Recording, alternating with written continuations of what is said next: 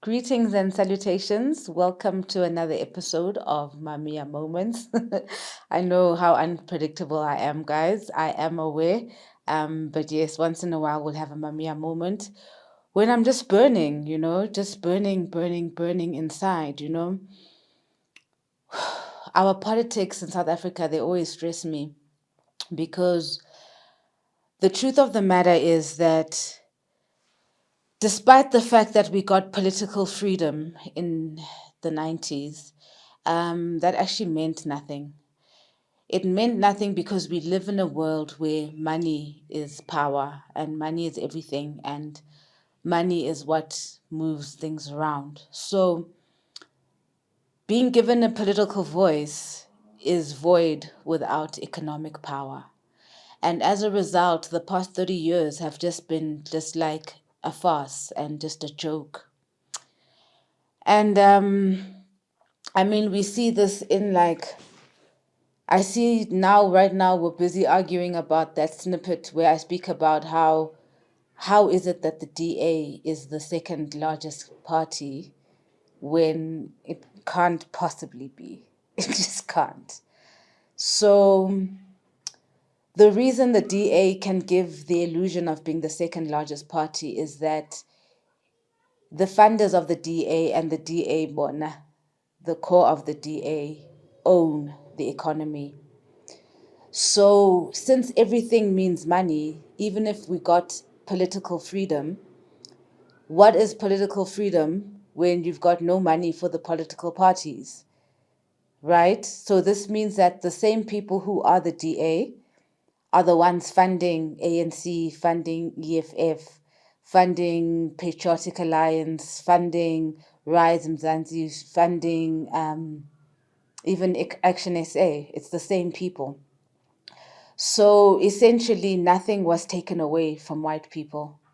And the fact that they own the economy means that they can employ whoever they want, which explains why Abelungu have always got the nice jobs. It's not them crying about unemployment, it's actually us. And I know they're going to complain now saying, yeah, no, we're also unemployed, whatever, but realistically speaking and comparatively speaking, not really. So the main issue in South Africa is about the economy, guys. It's about who owns the economy. And the wealth of this country and the minerals and even the human resources of this country are not feeding the people of this country. So we're going to keep running around like headless chickens, blaming vote rigging, even that vote rigging. The same people who are in that DA mass are the ones who pay for elections because guess what? We don't have access to the economy. As we stand today, less than 1% of the economy is owned by black people. So that 99% belongs to foreign investors and white people, essentially. So when they speaking about the foreign investors, when do we start speaking about the populace, the people of this country? So what's essentially happening in South Africa is that the foreign investors are the ones controlling everything. So that's why now we've been given a president who got given to us by the markets. The markets keep going according to how whites feel and white fragility. So the markets never speak to poverty, the markets never speak to equality, the markets never speak to land redistribution.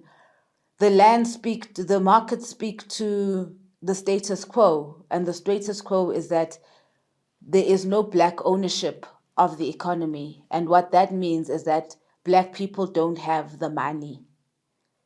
And if the power is in the money, then what are we doing, guys? Like, which is exactly why people had stopped voting. There's also the argument that no, blacks don't vote. The reason blacks don't vote is because they have no power. What's the point of voting if even when we vote, when we saw that the majority actually voted for MK, but do we have an MK government? No.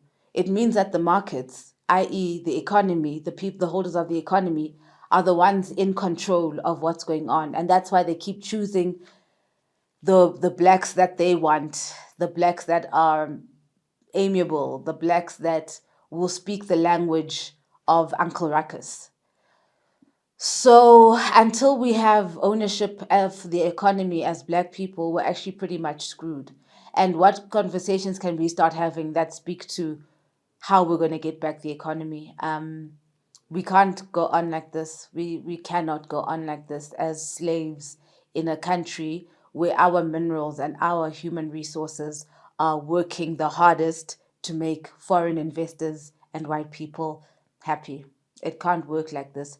So this racial tension that is building at the moment. I mean, even yesterday, 2 days ago, it was Sharpeville Day, and the racism that we saw on Twitter was appalling. You know, it's just so shameful of white people to want to dictate to black people how they should manage their grief and their pain, and to live and share space with a people that's so ungrateful and so crass and rude and just, inhumane. Um, Whenever the Holocaust comes up, we don't have whataboutisms. We respect your pain. But when it comes to honoring Sharpeville Day, Shaka Zulu, or things that are black, then there's a lot of whataboutism and questioning our grief and just being disrespectful. So just sharing the space with the people like that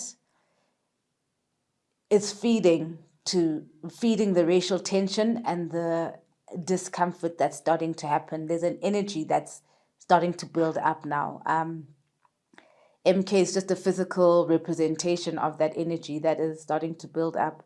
But I think it definitely has everything to do with the economy. It's no longer about the political independence. Who cares about political independence when the actual thing at hand that needs to be discussed is the land, is the economy? So until that's sorted out, we're going to be running around like headless chickens and spewing hate at each other across the race lines, until the economy is shared equally amongst the people of this land and not monopolized by the Oppenheimers, by the Ruperts, and by the white families that own South Africa. Black people have had enough, and it's not going to work anymore. So, yeah, that's all I wanted to say up to the end today's Mamiya moments. The black people are tired. Black people have had enough.